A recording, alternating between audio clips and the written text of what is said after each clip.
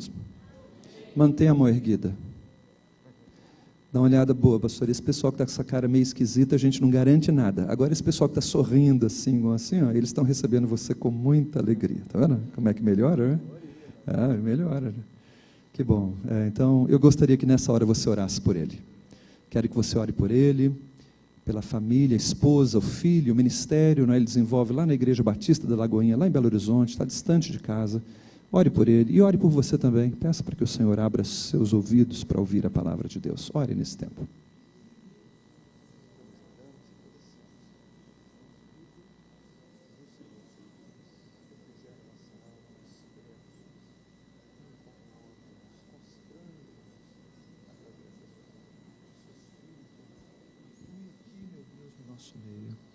E que nesta noite nós possamos ser desafiados pelo Senhor, inspirados, corrigidos, consolados, Deus, pela sua palavra. É a oração, meu Pai, que nós fazemos, em nome de Jesus. Amém e amém. Amém. Graça e paz.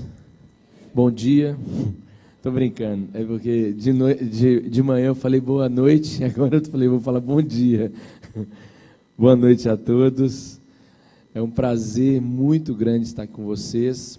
Eu estive ontem no Login ministrando e foi um tempo muito gostoso com os adolescentes, alguns jovens também, né? Tem algum irmão que esteve aqui, alguém que esteve aqui, alguns estiveram, né? E foi muito bom esse tempo juntos, hoje de manhã também. E foi um tempo maravilhoso da gente estar caminhando junto na palavra de Deus, né? O pastor já me apresentou, meu nome é Bruno, sou de Belo Horizonte, né? A gente fala tudo embolado, né? A gente não fala ponto de ônibus, a gente fala ponto de ônibus, a gente não fala um litro de leite, é litro de leite, a gente emenda muitas coisas, né? E eu sou de lá mesmo, sou da Lagoinha, desde os meus 10 anos, me converti com 11, e estou nessa caminhada, já tem 25 anos indo na igreja, fui consagrado pastor aos 24 anos, né?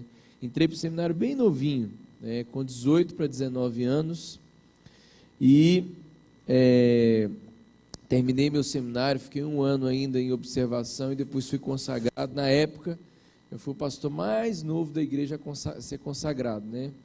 E estou aí caminhando nesse tempo, ministrando para a juventude, para a igreja também, porque eu tenho certeza que Deus, Ele colocou sobre mim um desafio que é levar a juventude da igreja a se consagrar, a se dedicar ao Senhor, como eu escolhi fazer, e eu tenho certeza que você também tem escolhido se dedicar ao Senhor. Amém? E é isso, né? Eu tenho um filho, o Arthur, tem 3, vai fazer 4 agora em julho. Tenho uma esposa chamada Nayara, esse meu olha, dá saudade, né? Meu filho e minha esposa, que estão lá em Belo Horizonte. Amém? Esteja orando por mim, meu voo amanhã às 5 horas da manhã, né? E com essa chuva, eu preciso estar em BH, que eu tenho uma reunião com os pastores da igreja. Então interceda por mim, fala, Senhor, faz o milagre. Se o Senhor não quiser, porque Ele não quer, né? Mas caso contrário, lembre-se de mim e ore por mim, para que o voo dê tudo certo. Eu trouxe aqui 2 livros para você. Esse livro aqui é o livro No Papo Cabeça, que são 52 estudos para devocional, para estudar. Eu tenho falado com os pais e tenho desafiado os pais. Quantos são aqui pais de adolescentes e pré-adolescentes? Seu filho normalmente fala assim, não, pai, esse negócio de estudar a Bíblia junto, sai fora. Não sei o que e tal. Mas eu tenho estimulado os pais a fazer isso com os filhos, né? Eu escrevi esse livro não só para isso, mas também para que eles possam ter estudos sobre assuntos que eles precisam de ouvir, né? E se você puder fazer com ele, vai ser benção demais. E esse livro aqui é o livro, chama Arte de Liderar Adolescente, é um livro para líderes de adolescentes, né? Voltado justamente para essa área que o Senhor colocou no meu coração. Tem como pôr o vídeo aí do livro Papo Cabeça, pastor? Se você é jovem, adolescente ou líder, não perca a oportunidade de conhecer o livro No Papo Cabeça. Um livro que contém 52 estudos para ser feito como devocionais, estudos de célula ou escola dominical. No livro é trabalhado temas como razão e fé, identidade, sexualidade e muitos outros. Em cada estudo você encontrará um texto com a linguagem jovial para sua reflexão, versículos para a semana, um guia prático do estudo. Mais informações no papocabeça.com.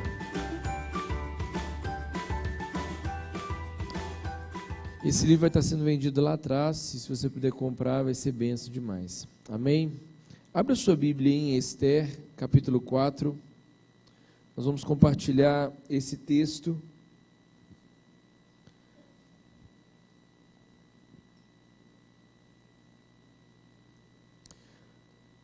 Esther, capítulo 4.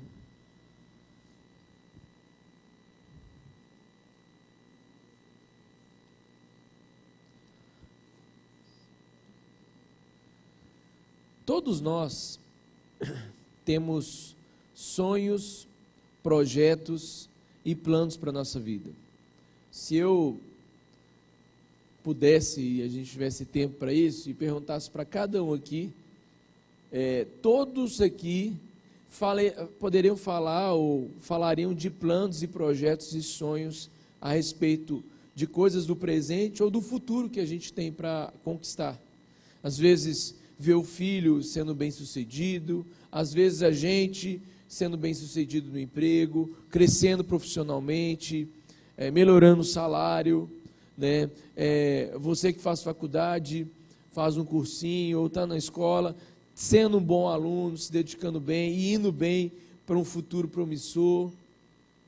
Todos nós temos planos, né, em relação às vezes à nossa casa. Eu queria comprar tal coisa aqui para casa, eu queria fazer tal coisa aqui.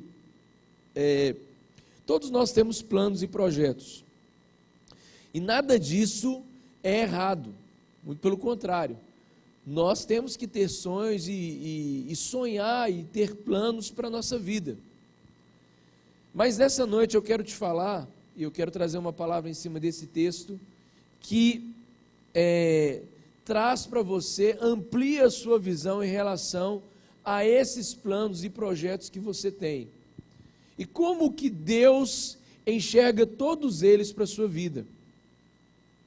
Diferentemente de quem não tem Deus, que normalmente vive em função dessas coisas, o cristão, ele tem uma missão muito maior do que simplesmente ser bem-sucedido ou ser bem realizado em tudo que faz.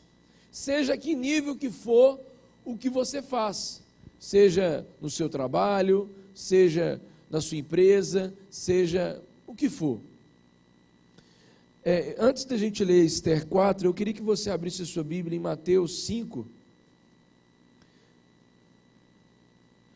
O texto de Mateus 5 fala qual é a missão, é um dos textos, né? Mas esse também fala qual é a missão do cristão em meio ao mundo onde ele vive, em meio aos sonhos que ele tem para a sua vida e projeto. Mateus 5,14.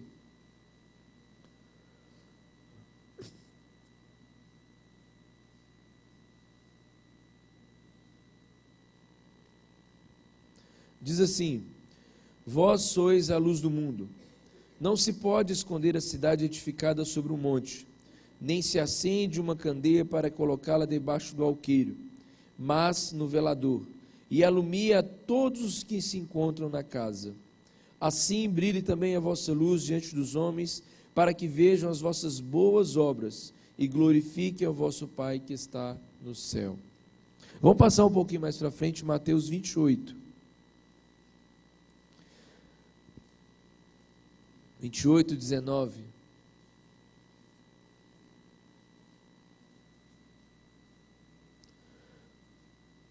Jesus, antes de ser levado aos céus, depois da sua ressurreição, ele diz isso aos seus discípulos. E essa palavra, ela não é só aos discípulos de Jesus que viveram há mais de 2000 anos atrás com ele. Ela também fala para a gente, diz assim: Ide, portanto, fazei discípulo de todas as nações, batizando-os em nome do Pai, do Filho e do Espírito Santo. Nós temos, como filhos de Deus, então, uma missão que vai além daquilo que a gente faz no dia a dia. Eu tenho percebido que às vezes alguns crentes, eles vivem muito bem, caminham a sua vida inteira, né, como essa pista aqui, né, seguem a sua vida toda, mas vivem como qualquer um. E Deus nessa noite quer te trazer a responsabilidade e ao mesmo tempo o privilégio de entender que você não deve viver e não deve caminhar na sua vida sem cumprir o chamado de Deus para todo cristão, que é ser sal e luz, fazer diferença em meio ao lugar onde você está inserido, de alguma forma, sendo um cristão atuante em meio ao lugar que você foi colocado. Nós não podemos viver nos esquecendo disso, e isso tem tudo a ver com o que você tem de sonho. Hoje de manhã um irmão me procurou no final do culto e falou: pastor, eu estava orando e colocando de Deus os meus projetos e meus planos, e eu me lembrei, e foi muito bom essa palavra, porque ela veio ao encontro daquilo que eu quero para a minha vida. Eu quero colocar em meio aos meus planos o que Deus tem para mim. E às vezes a gente acha que os planos e projetos são exclusivamente para os pastores, para os evangelistas, aqueles que têm um chamado, né, do Senhor. Não, o chamado é para todo cristão.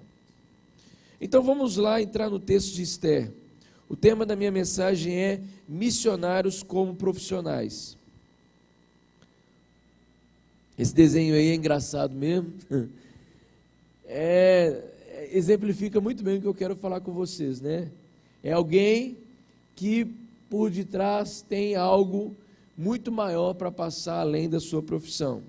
Esther capítulo 4 conta a história de uma mulher, de um parente seu, seu primo, Mordecai, um rei, e a situação do seu povo. Acompanha comigo a leitura aqui, antes da gente ler o texto que eu estava me esquecendo. Diz assim: a história de Esther acontece na época do Império Persa e do seu rei Assuero. O livro de Esther começa contando sobre uma festa dada pelo rei, e nesta mesma festa o rei mandou chamar a essa festa a rainha Vasti ou Vasti, porém ela recusa ir. Então o rei se separa da sua esposa por ela ter negado ir à presença dele, né? Ele escolhe e diz: olha, você me desonrou, então você não é mais a minha esposa. Esther se torna então a nova rainha após uma seleção que o rei fez. Estou fazendo um resumo do capítulo 1, 2 e 3 para você. Amã, que você vai conhecer nessa história, braço direito do rei Assuero, e Mordecai, primo de Esther, e eles têm conflitos uns com os outros, um com o outro, né? E Amã consegue estabelecer um decreto junto com o rei para que os judeus fossem mortos. Então esse Amã, ele era um homem que ele induziu o rei a estabelecer um decreto onde os judeus deveriam morrer. E por que disso? Porque o Amã, ele tinha necessidade de toda vez que ele passava pelo povo, que as pessoas se curvassem diante dele. Como os judeus não faziam isso, e Mordecai muito menos, ele então não gostou dessa atitude. E eles disseram: olha, a gente não se curva porque nós nos curvamos só perante Deus. Então, Amã, indignado com isso, ele induz o rei a estabelecer um decreto dizendo que os judeus não reverenciavam o rei e por isso ele deveria estabelecer morte para todos os judeus. Então todo esse contexto cerca o nosso capítulo 4, um contexto onde os judeus iriam ser mortos a Esther, que era uma judia, já tinha se tornado rainha, e Mordecai, parente dela, tenta intervir nessa situação. O contexto era um contexto muito complicado. Então vamos ler aqui junto, capítulo 4. Quando soube Mordecai tudo quanto se havia passado, rasgou as suas vestes e se cobriu de pano de saco e de cinza, e saindo pela cidade, clamou com grande e amargo clamor. E chegou até a porta do rei, porque ninguém tinha vestido de pano de saco, podia entrar pelas portas do rei. Em todas as províncias aonde chegara a palavra do rei e a sua lei, havia entre os judeus grande luto, com jejum e choro e lamentações, e muitos deitavam em pano de saco e em cinza. Então vieram as servas de Esther e os eunucos, e fizeram-na saber com que a rainha muito se doeu, e mandou roupas para vestir a Mordecai e tirar-lhe o pano de saco, porém ele não as aceitou. Então Esther chamou a Ataque, um dos eunucos do rei, que lhe dera para servir, e lhe ordenou que fosse a Mordecai para saber o que era aquilo e o seu motivo. Saiu, versículo 6, saiu, pois, Ataque à presença da cidade, para encontrar-se com Mordecai, à porta do rei. Mordecai lhe fez saber tudo quanto lhe havia sucedido, como também a quantia certa da prata que Amã prometera pagar aos tesouros do rei pelo aniquilamento dos judeus. Também lhe deu o traslado do decreto escrito que se publicara em Suzã, para os destruir, para que mostrasse a Esther e a fizesse saber, a fim de que fosse ter com o rei e lhe pedisse misericórdia, e na sua presença lhe suplicasse pelo povo dela. Tornou, pois, Ataque e fez saber a Esther as palavras de Mordecai. Então, esses versículos aqui, eles complementam tudo que eu tinha falado para vocês a respeito da história de Esther. Esther ela se tornou rainha de um rei que queria matar o seu próprio povo. E é esse contexto que cerca a história que nós queremos aqui estudar juntos. E é importante nós entendermos que para Esther fazer essa intervenção, era um pouco complicado, não era tão simples assim, simplesmente chegar até o rei e pedir para que ele pudesse intervir. Esther apresenta para o seu primo empecilhos. Ele disse: olha, não é bem assim que as coisas acontecem aqui. Então eu quero destacar aqui 3 coisas nesse texto aqui do capítulo 4. Primeiro, são os empecilhos para Esther cumprir a missão.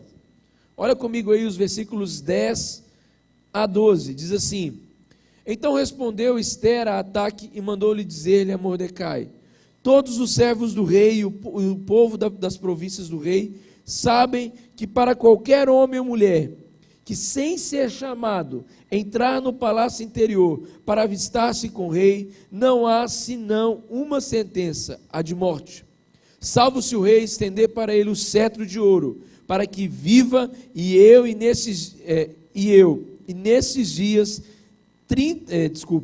nesses 30 dias não fui chamada para entrar ao rei.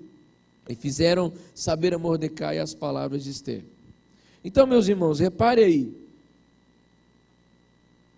Essa mulher, ela diz para o seu primo, dizendo assim: olha, as coisas não são tão simples assim, existem muitos empecilhos para eu cumprir aquilo que você disse que eu tenho que fazer. E ela diz: olha, há 30 dias que eu não vejo o rei, e eu, como rainha, não posso chegar perto do rei se ele não me chamar. Existe todo um ritual, e o que acontece é que se eu for até ele, e ele não estender o cetro, eu vou morrer. Já existia também, com certeza, um ambiente muito complicado, porque todos sabiam o que tinha acontecido com a rainha anterior a Esther. Então havia um temor diante do rei. Então Esther apresenta os impedimentos, as situações que fariam com que ela não pudesse chegar até o rei. E é muito interessante que isso acontece com a gente também. nós muitas vezes apresentamos impedimentos para cumprir esse chamado que a gente conversou no início da leitura. Nós sempre apresentamos argumentos. Eu me lembro quando eu estava no colégio, eu estudei 8 anos no mesmo colégio, e no meio desse período eu me converti.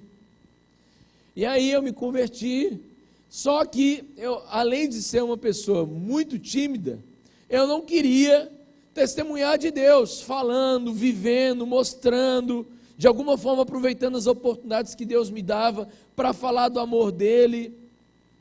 Então eu vivi mais pelo menos 4 anos no meu colégio, sendo um agente 007 de Jesus. E que é isso? Só eu e Deus sabiam que eu era cristão. E se falassem que eu ia ficar bravo. E então eu vivi o meu período durante muito tempo, ninguém sabendo. Eu estava, esses dias para trás, encontrei amigos meus que eu vivi nesse período, e a gente está marcando para se encontrar, e como eu olho para trás, eu falo assim, gente, passei desapercebido nesse período como cristão. Aconteceu comigo recentemente, há uns 7 anos atrás, pastor, estava lá no meu condomínio, mudei, comprei meu apartamento e tal, pensei assim comigo assim, vou para o meu apartamento, mas eu quero ficar quietinho, como diz mineiro, né? Bem quietinho ali, não vou pregar para ninguém, eu já prego para todo mundo e mais um pouco, eu não vou fazer nada de diferente desse prédio aqui não vou aproveitar as oportunidades que Deus me dá. Alguém fala assim, eu estou precisando de ajuda, eu falo, que bom, amém, isso aí, eu quero ficar quieto no meu canto, não quero mexer com ninguém.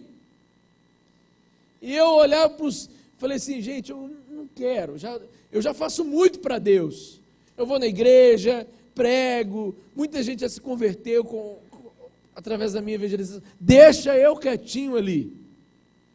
Assim como eu, como Esther, nós apresentamos, a gente fala, Senhor, né, para quem é adolescente e jovem, diz, eu vou ser zoado, vou ser gozado, o pessoal vai falar, você é crente, que é isso? Lá em Minas o pessoal ia falar, você é crente, da bunda quente, né? Zoando mesmo. Você é assim? Ou eu vou aproveitar se a pessoa, aquelas oportunidades que aparecem, sabe aquelas do tipo, alguém chega, às vezes no seu trabalho não pode pregar, não pode, alguém chega e fala assim, eu fiquei sabendo que você é crente, você podia me ajudar?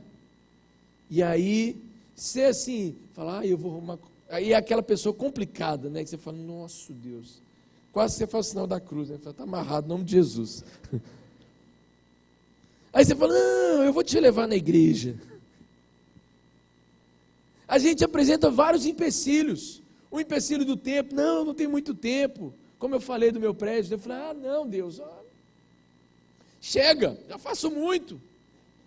A gente apresenta o empecilho da acomodação, não, já está bom demais. Por isso que eu amo célula, né? A célula, ela dá uma mexida na gente.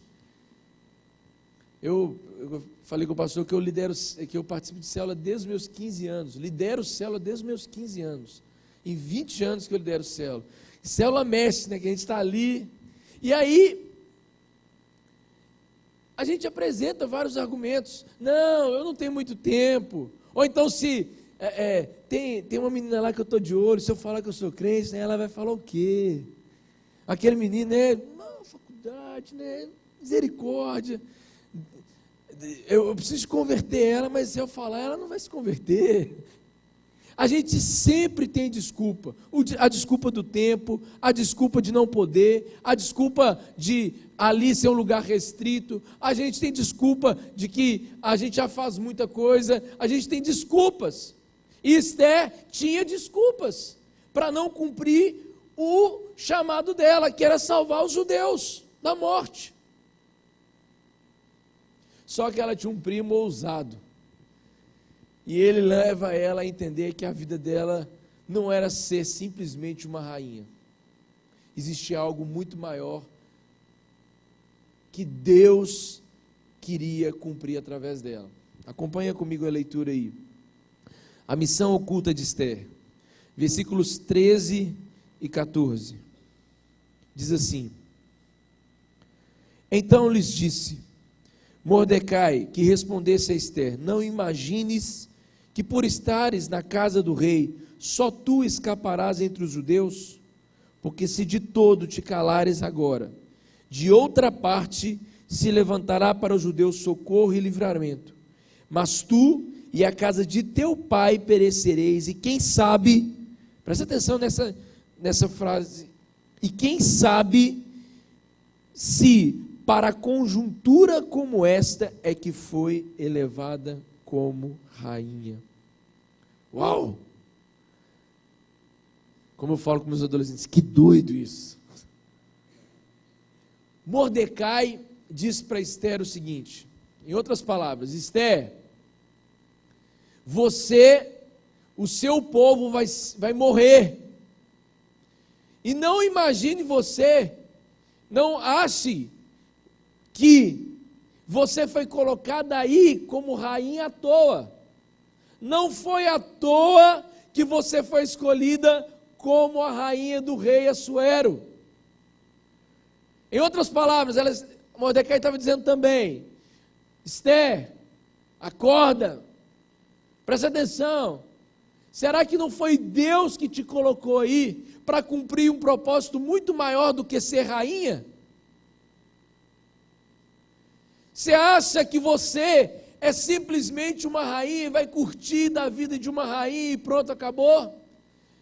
Você foi colocada por Ele para cumprir um propósito maior.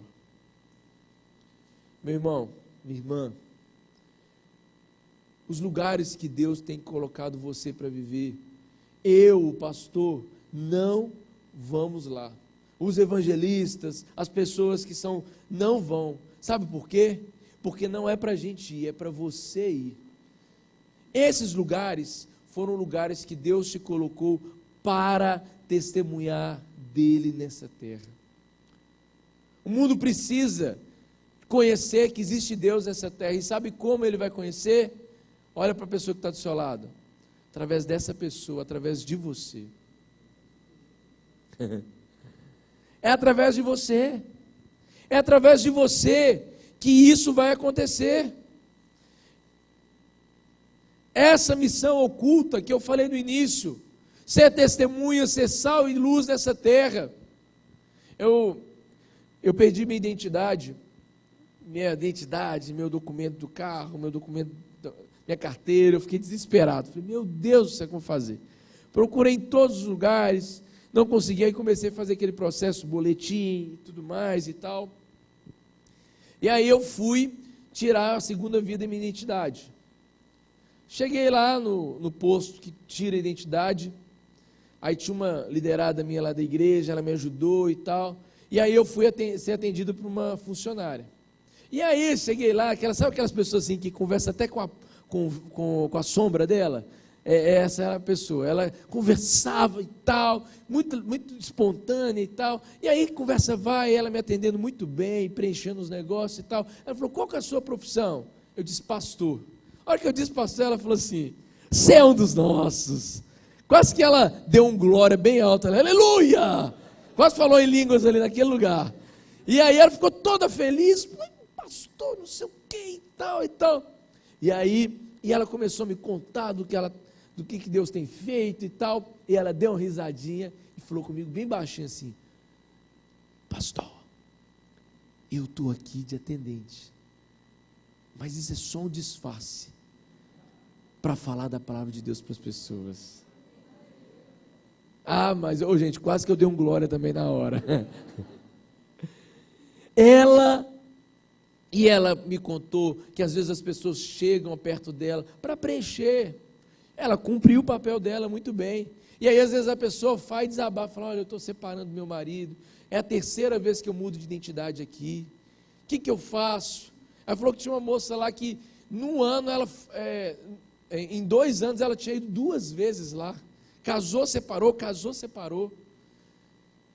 Sem brincadeira. E aí ela estava ali chorando, pedindo, falou, eu não sei mais o que eu faço na minha vida, está tudo errado. Na hora que ela falou isso, ela falou, pastor, ela pediu, fala de Jesus para mim. E aí ela foi, falou, como aconteceu com a mulher samaritana. Jesus falou, o que? Me dá água. Falou, dessa água que eu vou te dar, me dá água. Não, eu vou te dar uma água muito melhor. E dessa água que você vai beber, você nunca mais ter sede. Eu não vou ter sede? O que Jesus fez? Falou de uma vida diferente para aquela mulher samaritana, lá em João 4. Meus irmãos, olhe bem para mim. Você não é como os outros que estão cumprindo a mesma profissão ou o mesmo lugar. Você não é só mais um morador daquele lugar que você mora. Você não é mais um funcionário daquele lugar que você está. Você é um agente de Deus ali. E como agente de Deus, você foi colocado por Deus para fazer diferença naquele lugar. Para um não cristão, o objetivo principal dele é ganhar dinheiro, ser bem-sucedido e pronto. Mas para um cristão, vai muito além disso. O chamado dele vai muito além de ganhar dinheiro. Como diz Lutero. Lutero disse, antes o cristão vê o seu trabalho, antes de ser um ganha-pão, é uma maneira de cumprir a sua vocação. Deus não te colocou no lugar que você está à toa. Seja ele por um curto tempo. A gente fala, Deus, não. Aquele lugar o Senhor não colocou, não. Aquele ali, não. Meu irmão, mesmo que seja por pouco tempo, aquele tempo foi um tempo providencial para você fazer algo e falar do amor de Deus e testemunhar de Deus naquele lugar. As oportunidades, elas vão aparecer. Elas vão aparecer. Elas vão aparecer e você vai ver o que Deus vai fazer através da sua vida. A gente não pode negligenciar aquilo que Deus colocou nas nossas mãos. Eu não posso viver como correndo meu dia a dia, fazendo as minhas coisas, cumprindo os meus deveres, fazendo a minha coisa, cuidando dos meus filhos, cuidando do meu marido, cuidando da minha esposa, fazendo as coisas, indo para a escola, para a faculdade, trabalhando, vivendo. Vivo um dia, dois, um ano, 10 anos, 20 anos, 30 anos, 50 anos, e só. Você só tem uma vida para viver, e não tem como viver ela mal vivido. E como a gente pode viver ela bem? E uma das maneiras é honrando a Deus através do que a gente faz.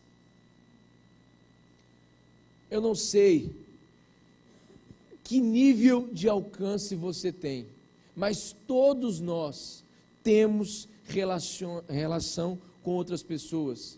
Todos nós convivemos com pessoas. Todos nós, de alguma forma, podemos testemunhar e demonstrar o amor de Deus para as pessoas. Por isso, não negligencie, não seja omisso, mas demonstre o amor. A terceira coisa que eu quero destacar aqui é o cumprimento da missão. Versículo 15, acompanha comigo aí. O versículo 15 diz assim: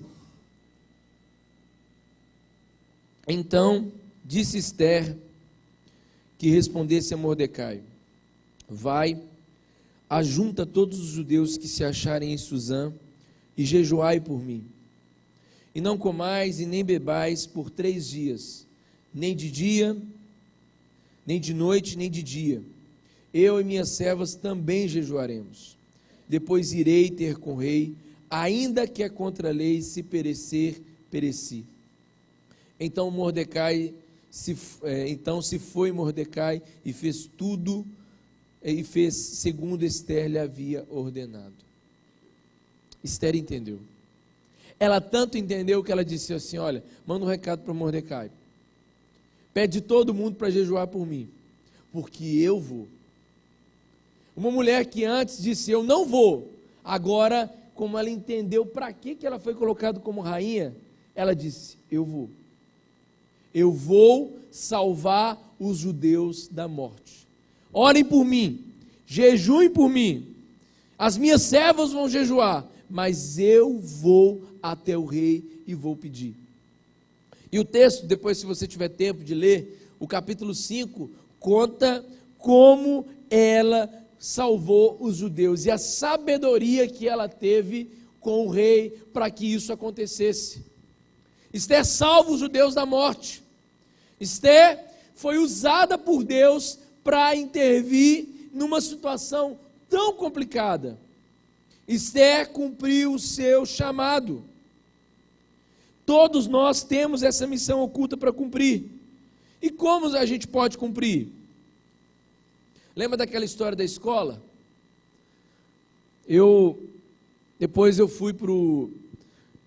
Depois de ter cursado 8 anos no mesmo colégio, eu fui para um outro colégio, no 2º grau, que hoje é toda hora eu troco, né? Ensino médio.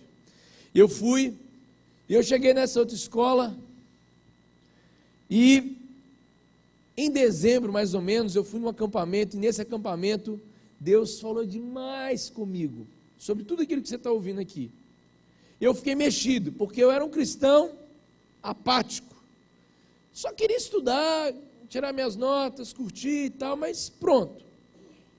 E Deus me incomodou, eu fui num acampamento, o negócio ficou estreito do meu lado. Deus me chamou no canto e falou, peraí. E aí, nesse acampamento, eu voltei convicto de que eu ia fazer diferença. Como eu mudei de colégio, no primeiro dia, eu, tímido, gente, eu era tão tímido, que na hora que eu ia apresentar trabalho na escola, na frente, eu atrapalhava o meu grupo. A gente tirava 0 por causa de mim, imagina o complexo. Chegou o ponto dos meus colegas que falaram assim, não, a gente coloca o nome no trabalho, você não precisa apresentar nada. Fica tranquilo, você já ajudou muito no trabalho. E eu, como era muito tímido, falei, não, tudo bem, obrigado, gente, valeu pela ajuda. E aí, eu resolvi mostrar, eu pensei, como que eu vou mostrar para todo mundo na minha escola que eu sou crente? Distribuir panfletos, gente. Imagine, sabe aqueles gatos, os gatos quando ficam passando assim no meio, assim, arrastando? Todo assim, era eu estava todo tímido, eu passava assim, quase que entregando os panfletinhos assim, todo tímido, e eu fui passando, de repente entreguei para uma menina que falava alto demais. Eu pensei assim, gente, o que eu estou fazendo? Eu estou com problema de cabeça. Na hora que eu entreguei para ela, ela falou assim, você é crente! Eu falei, pronto, está vendo, Deus? Olha o que você faz comigo. E ela gritou, e todo mundo olhou e falou, você é crente. Até os crentes que riram da minha cara, falaram, você é crente. Eu pensei, gente, o que eu estou fazendo? Aí, Deus, não satisfeito com isso, me incentivou a abrir um grupo de estudo bíblico na escola. Eu pensei, o senhor está de brincadeira comigo, né? E eu fui na diretora. Quando eu cheguei na diretora, ela falou assim, não.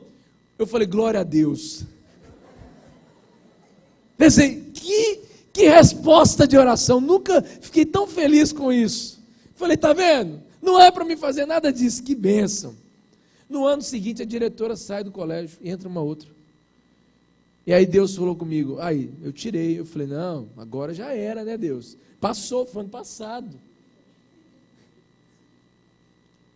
Eu fui na diretora. Ela falou, nós vamos ter uma reunião, vai lá.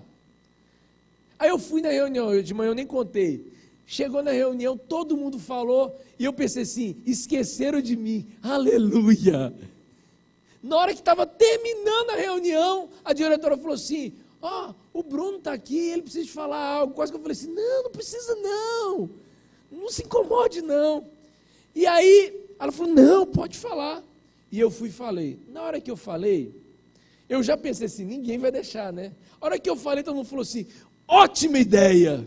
Quase que eu falei, ótima ideia, nós estamos precisando disso nesse colégio. Eu falei, o quê? E ela falou assim, pode, inclusive pode ir de sala em sala divulgando. Eu falei, meu Deus, eu vou morrer hoje. Ela falou, vai e fala para todo mundo. E eu fui de sala em sala pregando. Eu pensei, nunca alguém vai deixar fazer isso. Fui convidando para o grupo de estudo da Bíblia. Deus deu tanta graça que um dia a diretora acabou, gente, onde que isso, hoje eu nem sei se pode, mas na época, não podia também não, mas aconteceu. Não me pergunte como. Ela acabou a aula mais cedo para ter um culto. E estava lá o Bruno liderando o culto. Mal conseguia falar.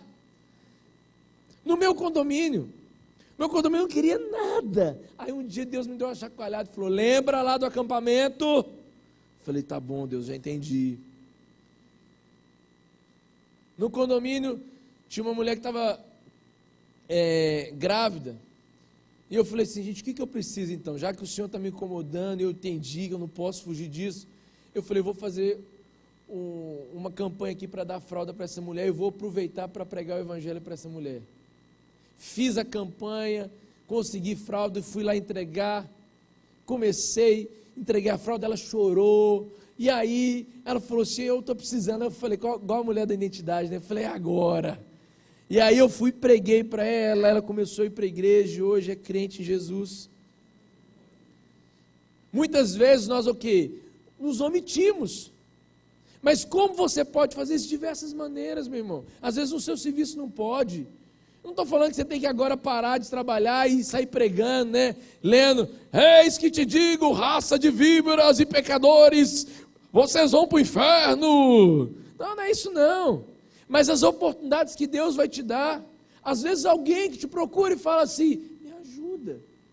Realmente aquela pessoa é só Jesus, mas é Ele mesmo que te consertou e vai consertar ela. Aquelas oportunidades que Deus vai te dando, são estratégias que Deus que vai nos dar. Você não é só um professor, você não é só uma professora, você não é só um funcionário público, você não é só uma dona de casa, você não é só um aluno, você tem uma missão muito maior do que essa. Você é o filho de Deus. Como diz a mulher da identidade, eu estou aqui disfarçado. Deus tem um plano para a sua vida. E Ele quer que você se entregue totalmente a Ele. Eu quero terminar contando para você uma história de uma criança. Eu tenho um filho de 4 anos e eu tenho aprendido muito com ele.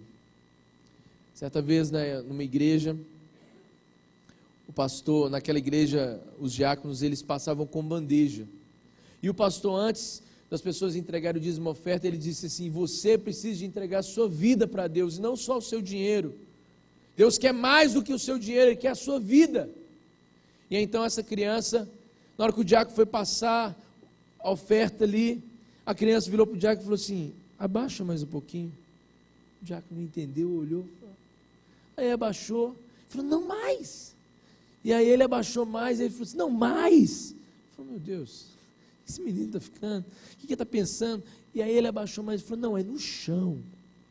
E aí ele colocou a bandeja, o menino subiu na bandeja e disse, o pastor falou que a minha vida é de Deus.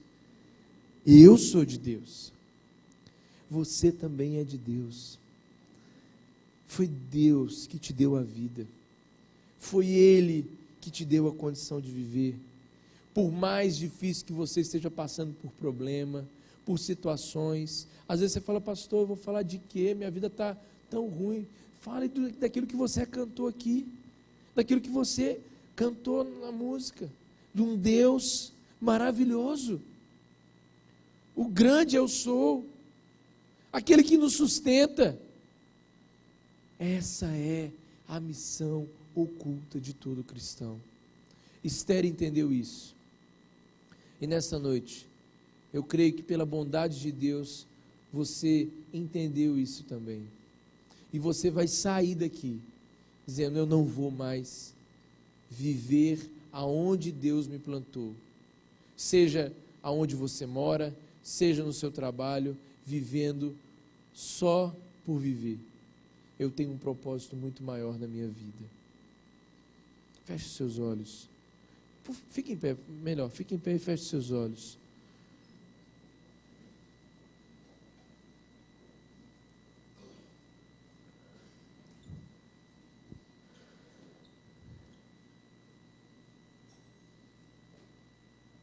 Eu queria que você fizesse algo, eu queria que você estendesse as suas mãos para frente.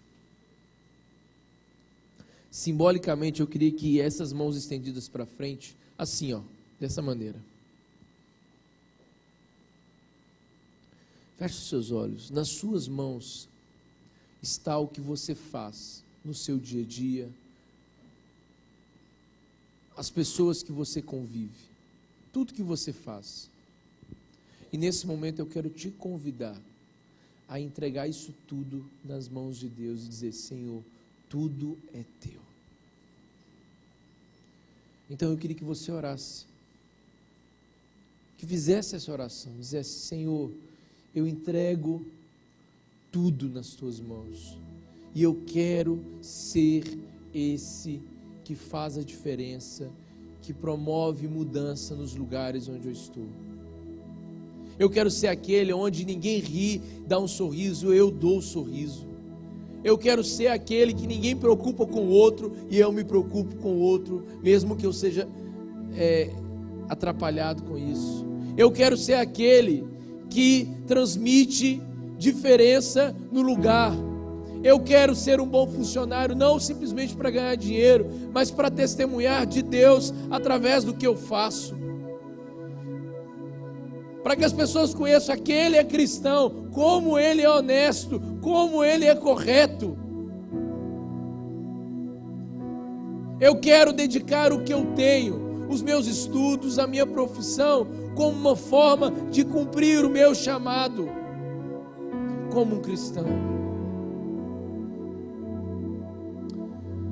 Senhor, aqui estamos apresentando tudo que temos e somos às tuas mãos.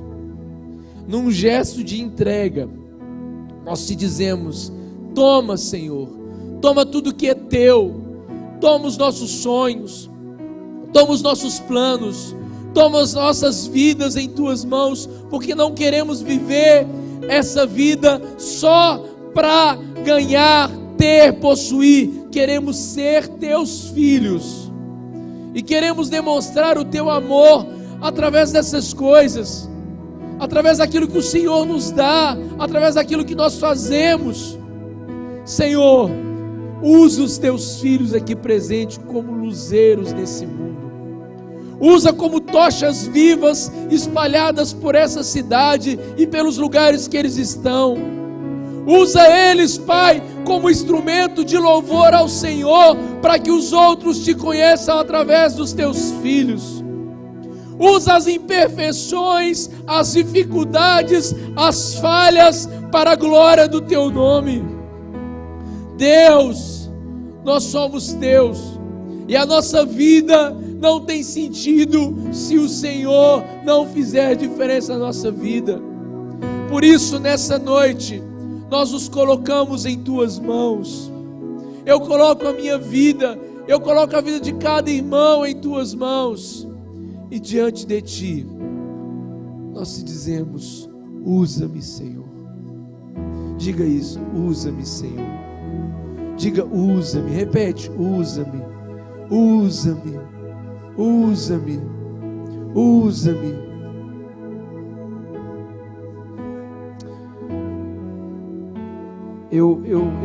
Presta atenção, eu relutei muito para falar o que eu quero falar, mas Deus trouxe meu coração muito forte, sabe, pastor?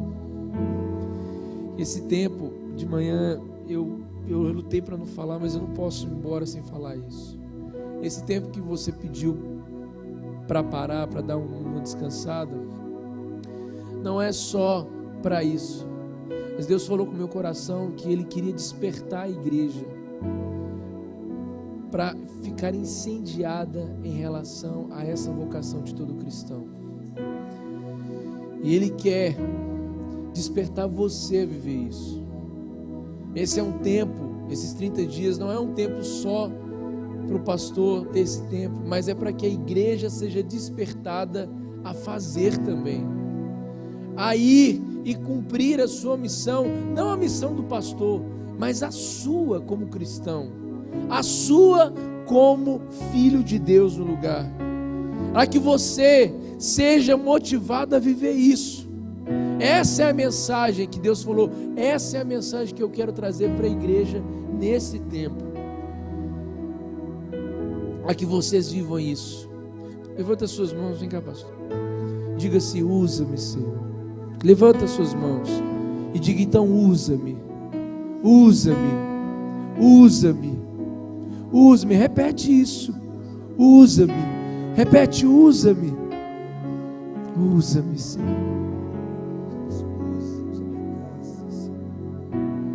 Sim, Jesus, usa-nos mesmo. Amém. Amém. Eu tinha esquecido de lembrar você, né? A segunda-feira agora eu entro de licença. Você vê como é que eu estou precisando dela, né? Então, e disse isso hoje aqui de manhã, né? Paulinho fica aqui, Ronaldo, Sete, Edinho e você. Falei isso aqui hoje de manhã. Você fica aqui, né? Você está aqui para ajudar o seu líder de célula, para servir, para trabalhar, para viver a sua vida, né? Deus vai continuar abençoando você grandemente. Eu queria pedir para a mesa da ceia ser trazida até aqui. Sonda-me, Senhor.